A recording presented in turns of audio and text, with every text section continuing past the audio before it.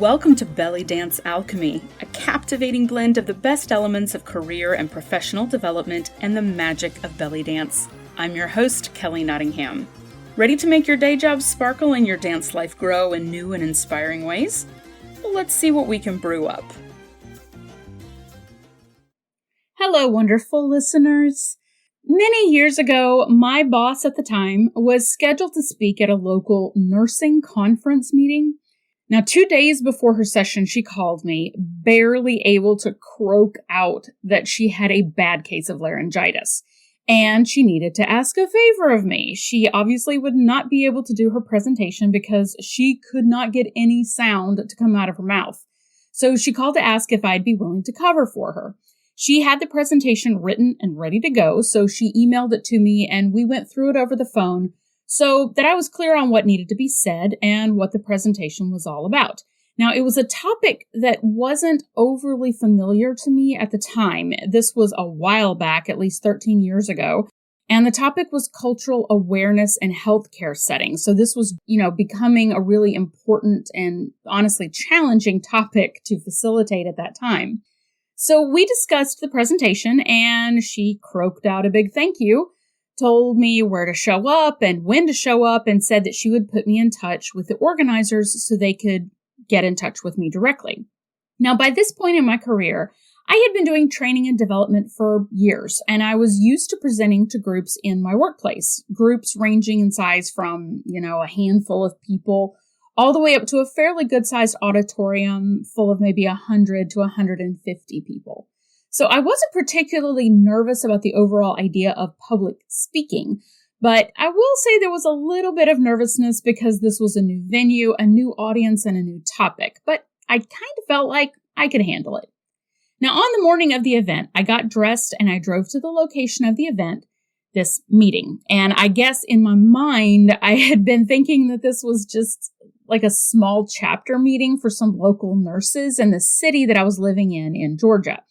But when I got there, I quickly realized that it was actually a state conference with people who had come from all over Georgia and beyond to listen to these presentations. So it was way bigger profile than I had expected. And I remember very vividly having this surreal moment of just complete and utter out-of-body panic when the person who was introducing me got up and started reading my bio out loud to this big group of people. I had never done any kind of event like this before. And I remember thinking, what am I doing here? I don't even know what I'm talking about. I don't really know this presentation that well. I don't know what's going to happen. I mean, even though I had years of speaking experience under my belt, this new situation threw me off.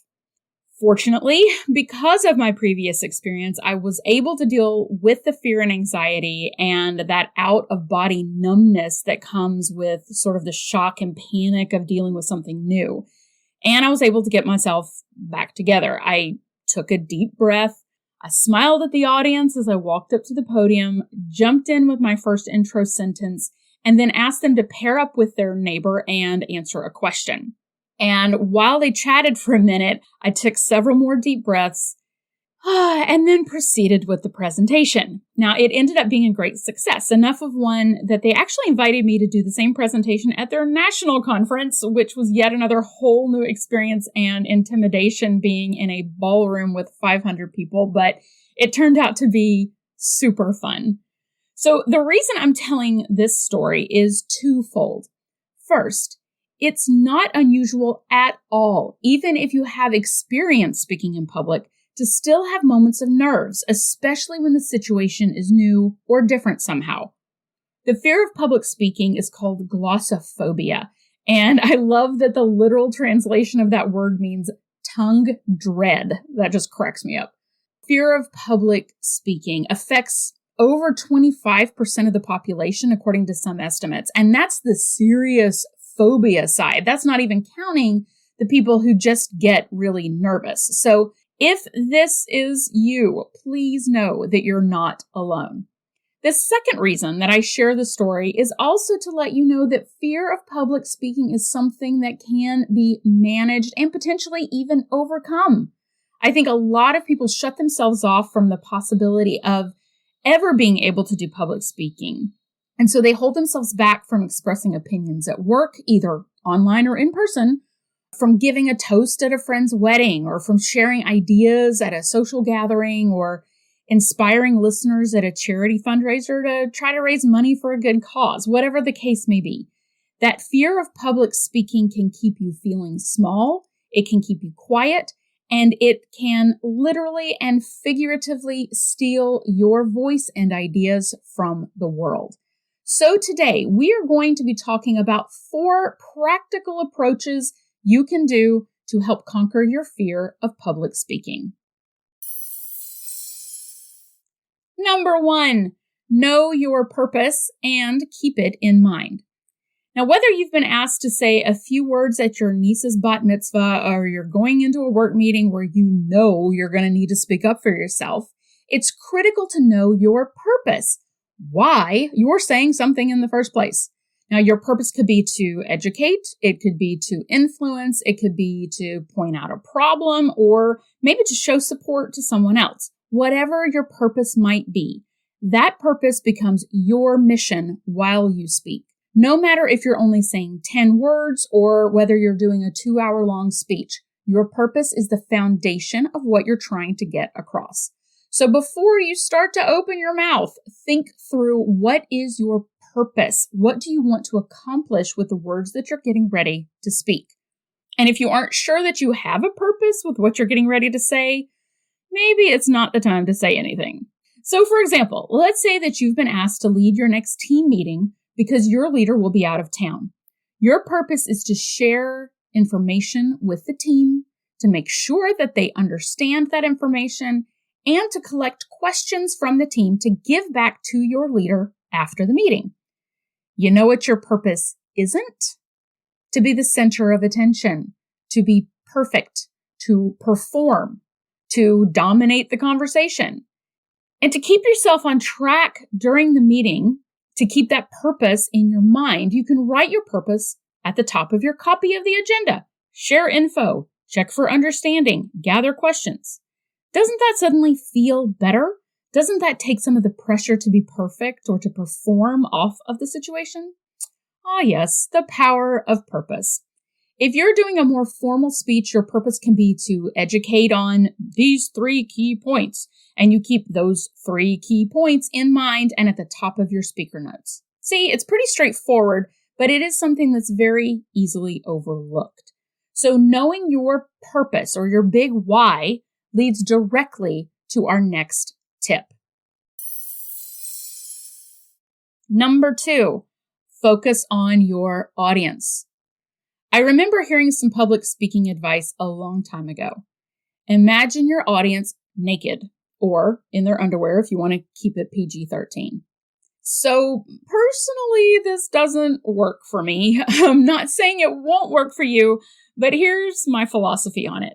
I don't need to mentally humiliate my audience to make myself feel better while speaking. When you deal with a fear of public speaking, it's easy to see your audience as this massive group of numbers or titles, or there are all these people, this mass of humanity listening to me, and to let that intimidate you. They're focused on you, they're watching you, they're listening to you, and you begin to see yourself as, frankly, more important than you likely are. You put yourself on a sort of pedestal of importance. Now, before you feel insulted, let me explain. First of all, you as the person speaking, you are not the star. The audience is the star. They are at the center of your purpose, right? Therefore, this whole situation, it's not about you. It's about the audience. It's about whether or not they are understanding the message that you're trying to get across. So this can take off a lot of pressure. It helps you to feel like you don't have to be perfect because you're walking into the situation knowing that your attention is focused on the audience, not as a large group of people or a room full of important titles, but as human beings. The goal becomes making sure that they're getting whatever it is that you're trying to get to them. It's not about being perfect on stage or doing some kind of earth-shatteringly awesome speech. And here's the secret. When you take the focus off of yourself and your performance and turn your focus onto the audience and making sure that they're understanding what you're saying, they will appreciate you and what you're saying even more. As Maya Angelou said, quote, "I've learned that people will forget what you said, people will forget what you did, but people will never forget how you made them feel." End quote. Now, another part of focusing on your audience is realizing that everybody is rooting for you to be successful. Rarely, very, very rarely, are you ever walking into a situation where you're getting ready to speak up about something and the other people in the room are hoping that you trip over your own feet or that you fumble your words or that you panic and you just sit back down. Nobody wants to see that. And frankly, if they do, that's their own internal issue and has nothing to do with you. So know that the people listening to you are rooting for you to be successful. Now, if you don't feel it, look around the room for a kind face and take that kindness to heart. If you get a chance to mill around for a few minutes before you speak, do it. When you spend that last few minutes trying to cram what you want to say into your head, you're really not helping yourself or the audience. But humanizing the audience by saying hello to them is going to help a ton. Then you can keep an eye out for those friendly faces as you speak. Now, yes, you're probably going to see some faces looking at you who are angry or people who are distracted or look annoyed, people who just aren't paying attention. Hopefully they're in the minority. Now, if there are just a couple of those people in the audience, don't worry about them. Keep your focus on your purpose and getting that purpose across to the rest of the people in your audience. Because frankly, who knows why that person's grumpy? They may have had all kinds of other stuff going on that has nothing to do with you, and it's not your job to fix it for them. Now, one trick I used to use early in my career is to look for the grumpy person at the beginning of the session, or if possible, before my speech even starts.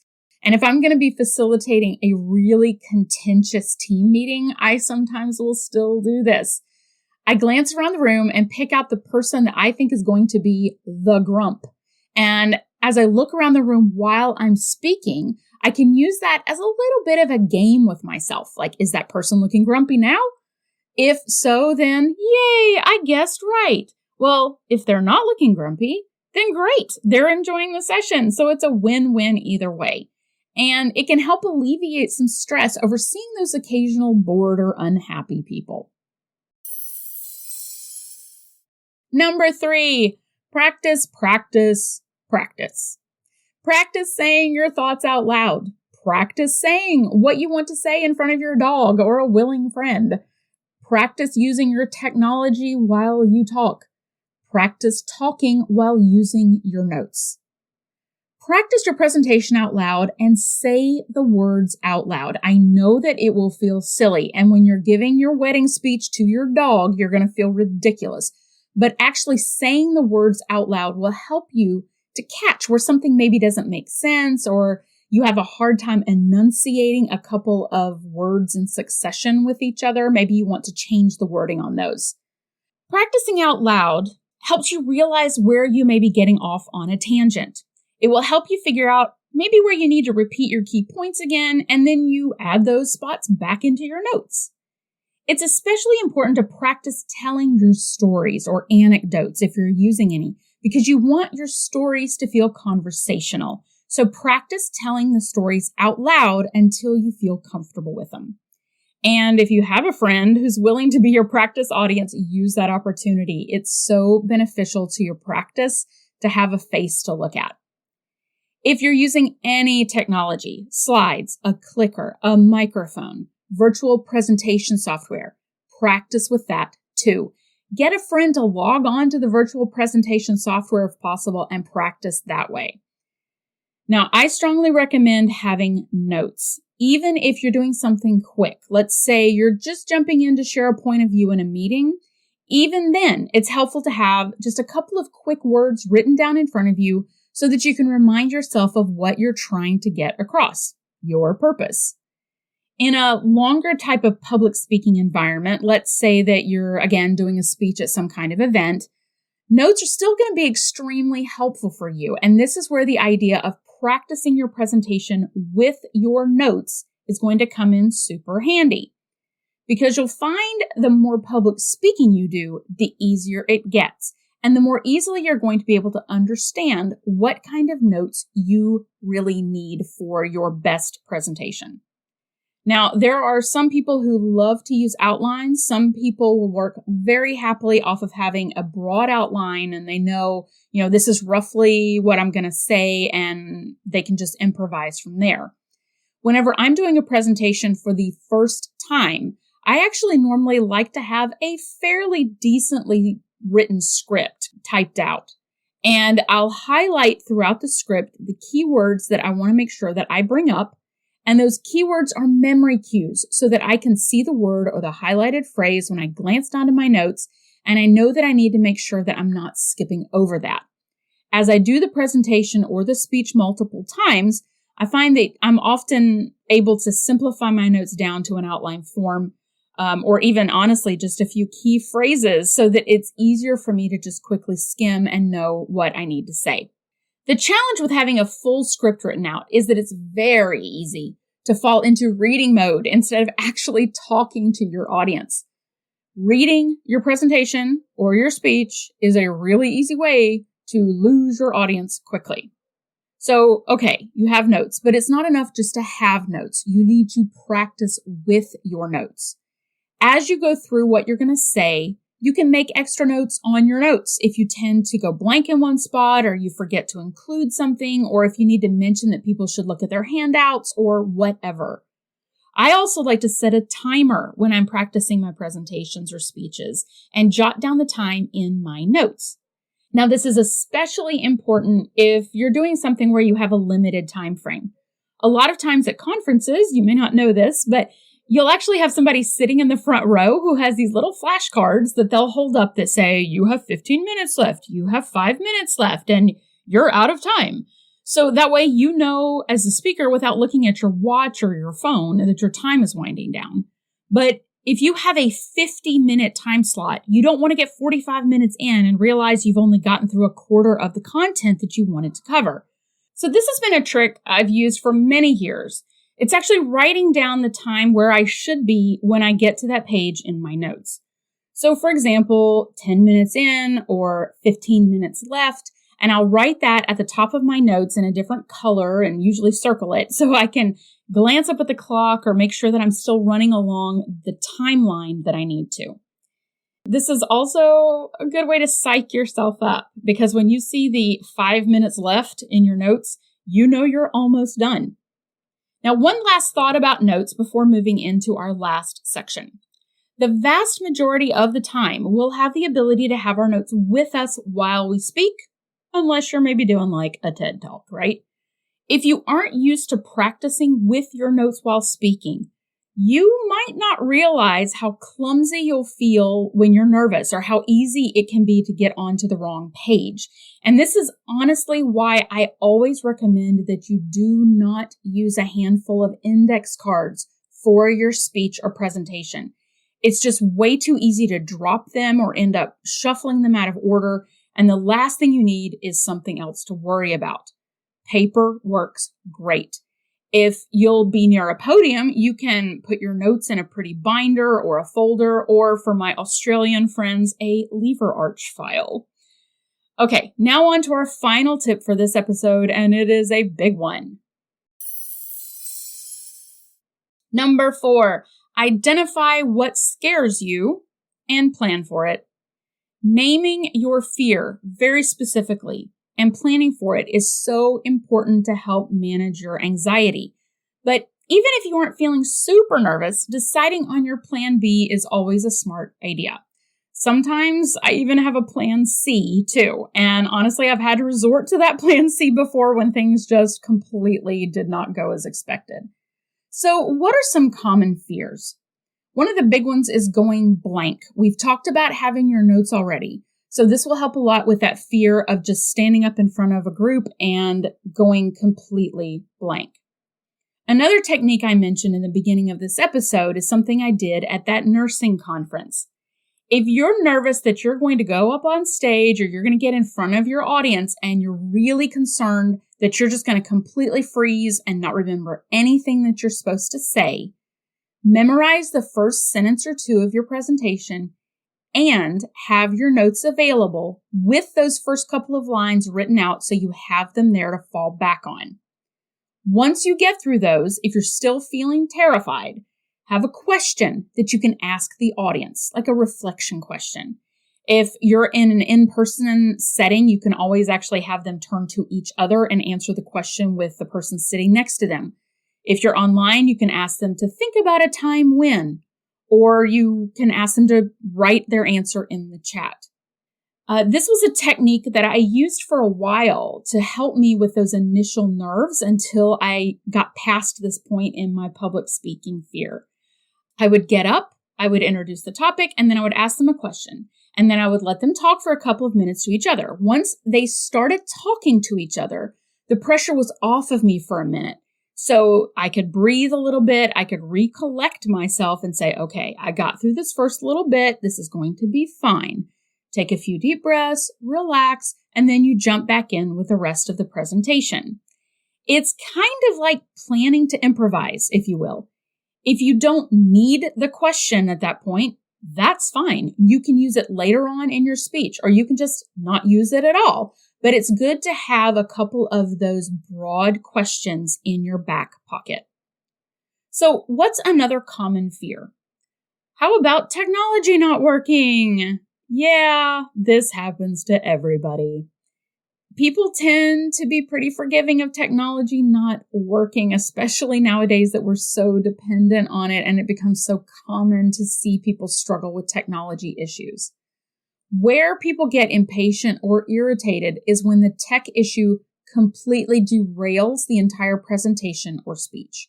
Now, if you're in a virtual environment, there may not be a ton you can do to fix this, but learning how to handle tech issues, maybe even having some troubleshooting notes with you, and again, practicing with your technology to see what could go wrong and how to fix it, that will help. The other way to work with this one is deciding how you're going to deal with a technology issue well before the issue actually comes up. So once upon a time, many years ago, I taught a multiple-day new hire orientation training in a big conference-style room, usually with 50 to 75 new employees every couple of weeks. This room had a fancy audio-visual setup with installed projectors on the ceiling and built-in speakers. Great. Except when the bulbs would burn out. We had to actually get a technician from the projector company to come in and replace the bulbs. So one Monday morning, I walk in to teach orientation with all of these people in the room. I turn on the projector and realize, oh, it was already turned on and had been on all weekend. Thank you, person who did not turn off the projector on Friday. So while the projector was on for those days, the bulb burned out. So we had already thankfully provided attendees with a copy of the slides and their participant book. So we just had to do things the old school way with no projector that week. I added in a few more activities and more questions to get people talking to each other just to keep it from getting too dry. But we ended up having a great session without the projector. Those slides, those were the plan B. And sometimes that turns into our plan that we got to use right now. So prepare in advance for your plan B. Another big fear that comes up with public speaking is the fear of fear itself. This is the biggest piece of glossophobia for many people. It's the anxiety about the anxiety. Anyone who's ever dealt with panic attacks and the anticipatory anxiety that comes with having panic attacks knows exactly what I'm talking about. So how do you plan for the fear itself? Now, this is a massive topic with lots of different directions that we could go. So this little section is going to be just a super quick overview, but hopefully it will help some of you. The nervous energy you're feeling is partly because you care. You want to do a good job, and that's great. Your fear is trying to help you by protecting you from failure and from risk. But public speaking is really not as risky as, being chased by a prehistoric jaguar, but our fear brains, those primitive parts of our brains, don't understand the difference. Our minds just run rampant in a fear situation. We've talked about the fight, flight, freeze response before, but just as a quick reminder, our brains during a fear situation move into a state of dealing with immediate danger.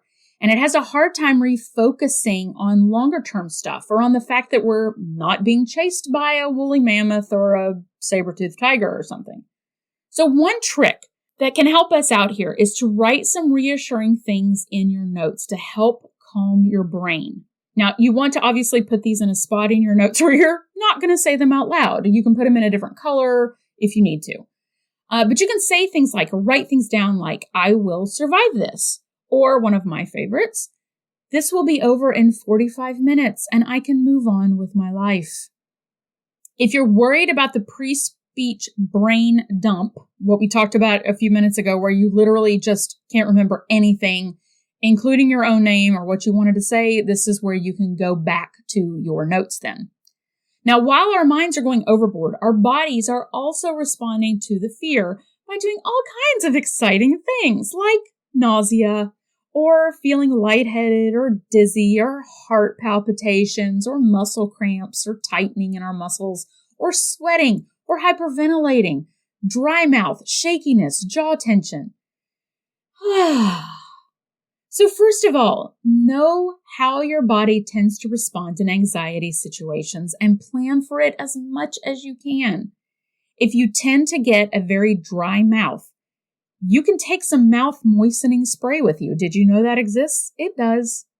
If your stomach tends to get upset, take some medicine, take some ginger lozenges with you so you're ready for an emergency. And this needs to be said, alcohol or other, let's call it recreational chemistry, those things are not going to make the situation better. They might make you feel like you're doing better, but trust me on this one, you need to be in control of the situation. Don't give your control away. Focus on breathing deeply, not into the upper part of your lungs, but slowly and deeply down into your belly, as deep as you can. Breathe slowly and feel where you're holding tension in your body. To loosen up that tension, you can do some simple stretches and tightening, loosening exercises. So for example, if you hold tension in your hands, so you're either making involuntary fists or you tend to white knuckle gripping the podium or the microphone or your notes, stretch your fingers out as far apart as you comfortably can. Then make a super tight fist and hold it for a few seconds and then stretch them back out again. If you feel your legs getting tight or your neck, you can do the same thing. Tighten, hold, relax. Tighten, hold, relax. You can even remind yourself to do this during your speech by writing little emojis or drawings or notes like breathe or smile or relax or hands or you're almost done. Before you know it, you've said what you wanted to say, you can sit down and relax, and you can know that your comfort zone has gotten just a little bit bigger. So the next time you need to speak up, hopefully it will be a little bit easier. It's time to take this one for a final spin. In this episode, we discussed 4 different approaches for conquering a fear of public speaking. Number 1, know your purpose and keep it in mind. Number 2, focus on your audience. Number 3, practice, practice, practice.